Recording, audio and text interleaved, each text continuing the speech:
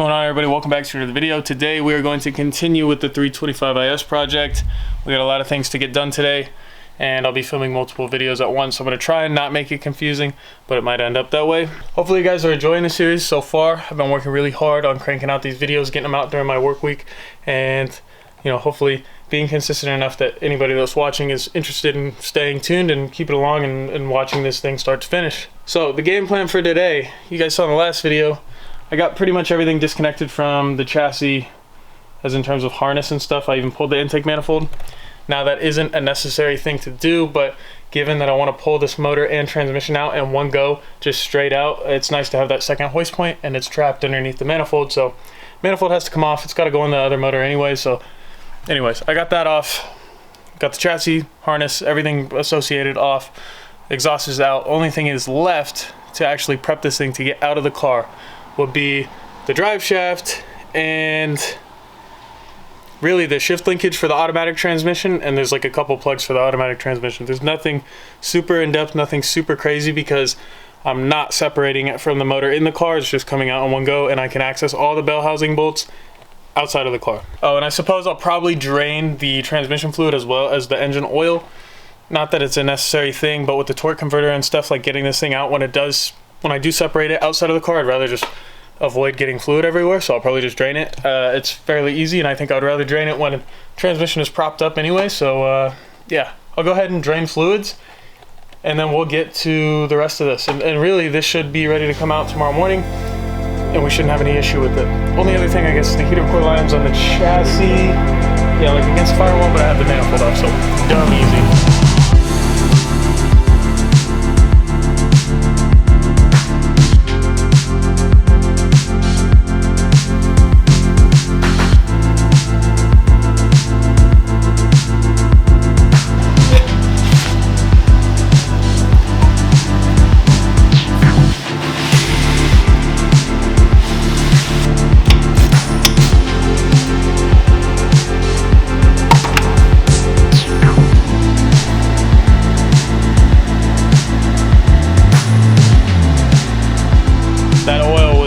Clean. It was pretty dang dark. I mean, that was pretty black, like tar color. So probably for the better that this is getting a new motor.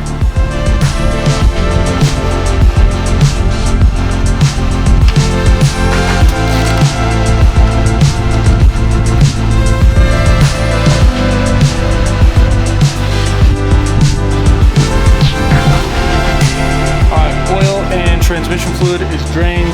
So now that's out of the way, I'm gonna go ahead underneath the car now and get the heat shield off to access the drive shaft completely.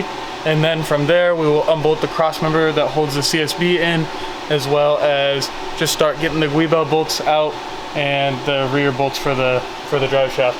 So you have an automatic car. So in order to put this thing in neutral, so you can access all your drive shaft bolts, all your guibo bolts, go ahead, you can pop that up with like a pick or something. And then to the right of this yellow thing, kind of recessed underneath it, there's a little thing you can pull. So when you pull that, you can move the gear selector wherever you want. So for instance, we're going to leave it in park for now to get the bolts that we can access, and then we're going to have to come up here, pull this thing, and move that down into neutral to rotate it, and then lock it again to get to those bolts. Now I'm sure if you're following along with your own project, you probably know how to do that, but in case you didn't, now you know. That's how you get it into neutral.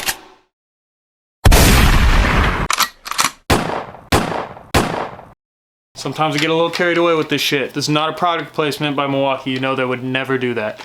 But I will say, I've never gotten so much use out of a tool for the money. If you have an extra $200, buy one of these fucking things. They're fucking sick.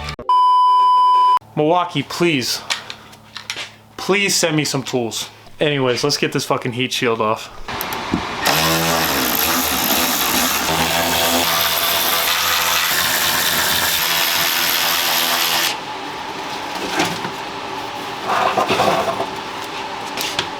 Alright, so this is our first look at the diff here. Sorry, the fan is probably blowing hella air.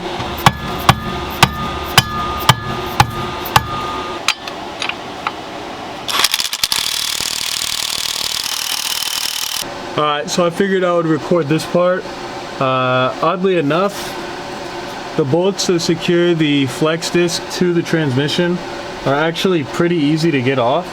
They came off with the impact pretty much no problem.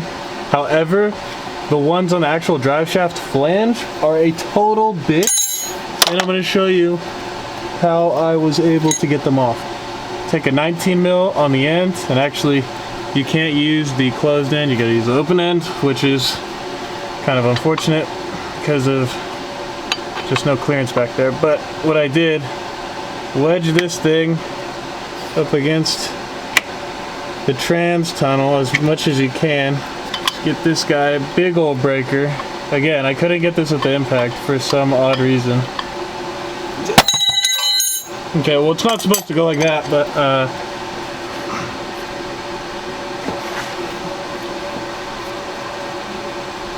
okay, it's loose. Fucking A. But these ones needed a lot more persuasion than the other one. Even getting this thing out. Okay, there we go. So now, all I gotta do is disconnect the other two flange bolts on the diff because it's a 4-bolt, and then drop the CSV, which is right here, which look to be like 13s or 14s, and that's pretty easy. You can take this whole drive shaft out without separating it. Normally it just takes a little bit of persuasion this way and that way, and you kind of have to finagle it out slightly, but not too bad. I just have never, whatever the torque is on those, they're not going back in that tight. Alright, drive shaft is out of here. Get the fuck out of here. Goodbye.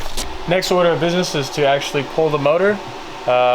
Unfortunately, I don't have a cherry picker, so I am waiting on multiple people to respond, and whoever responds first, I will be on my way to borrow one. I just didn't buy one. I know I'm not gonna need it again for a while, so I just figured there was no point in purchasing one, but it kind of sucks right now because I would love to just hook this thing up and try and pull it out while I still have some daylight. Because by the time I get one, come back and everything, it's probably gonna be dark. And no problem with that, but shout out Graham for the hoist. This shall be fun. So this thing is heavy as shit, so I'll probably wait for Austin to get here. Maybe I'll just muscle it out, but this thing should be coming out tonight. I'm really hoping we can get it done like somewhat quick, so we'll see what happens.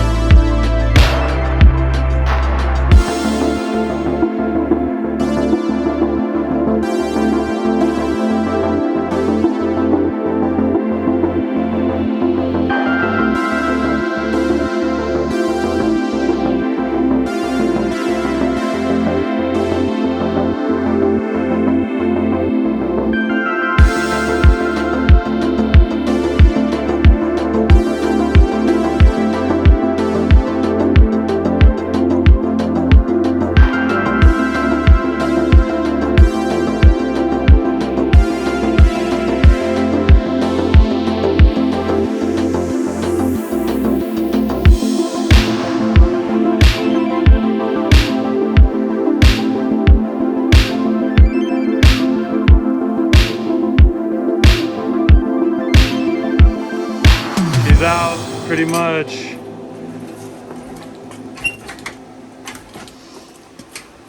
I know the camera died in the middle of the time lapse, but the motor and the transmission is out. I took a few videos on my phone just to show you kind of like the last little bits of getting it out, but it's out. Oh, I mean, motor and transmission totally out. It's hanging out. You can't see it, it's in the dark, but I need to separate the transmission from the motor tomorrow. Just a little late, so I'm gonna pack it up for tonight.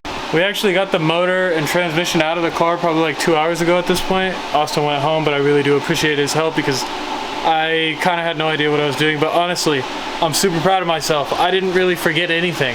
everything was unhooked and unplugged and ready to go. The only thing I forgot was the fuel lines that go under the manifold. I figured I could just move those out of the way, and I kind of did, but it got caught on the way out. No big deal, easy enough to move those out of the way.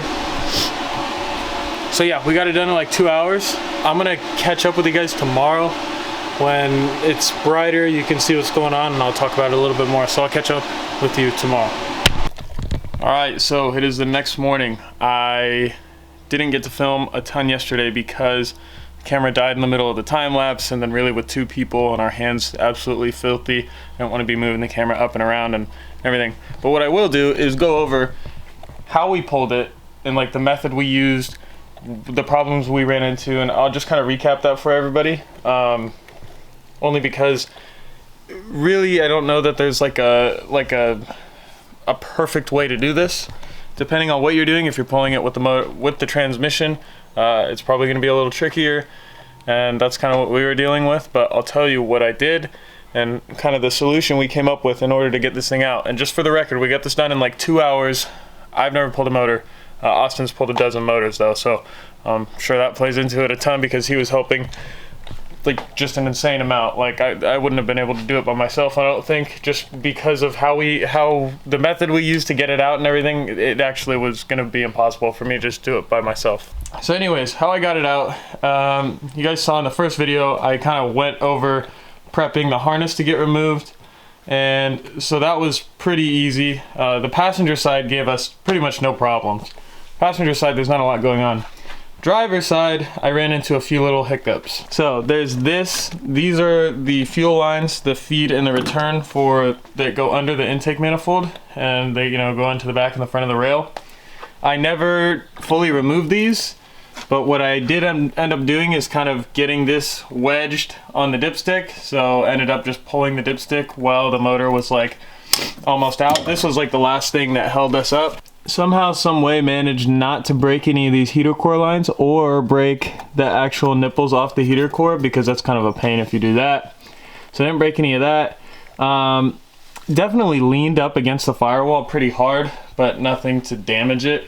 And leaned up on this guy, bent that up a little bit, so hopefully that's all good. But really that's the only damage I did to the engine bay getting this thing out. Obviously it's hard to give you a really good visual like with a motor and a transmission in a car when I've already got it out. But as in terms of getting the whole thing out in one go, basically took the cross member off of the transmission in the rear and let it sag. So the motor's tilted like this. It was kind of hitting the firewall. So what we did, lift it with it at that angle until it started pulling the car up with us. Then we let it down just enough, yanked it out as much as we could, and at that point it seemed like it was going to be straightforward. But what happened is it hit the steering shaft here. So the bottom of the oil pan was kind of just way stuck on that steering shaft, and we didn't want to just force it out and break the steering shaft. So it just took a lot of persuasion. Got a pry bar in between the oil pan and the subframe to kind of like push it away. And while I kept tension and try to pull it towards the passenger side, as I said, we got no problems over here. The issue is how these motors sit in these cars when you actually want to pull them up. It just doesn't agree, because the whole thing wants to tilt over to the driver's side because it's set in at that 45-degree angle. And really with the hoist points and stuff, unless you're hoisting it from like 4 points, it doesn't necessarily pull it up evenly, if that makes sense. So it's going to lean to one direction, and that's kind of what we were dealing with. So just know that I really do apologize for all the bullshit talking instead of just showing you. But sometimes the filming gets away, and that was definitely a bummer to let the filming get away on that thing. I really wanted to time lapse it, but again, silly me for thinking that I should set up the time lapse when we start pulling the motor. I should have started it like when I knew it was kind of getting close to coming out. Here is this massive thing.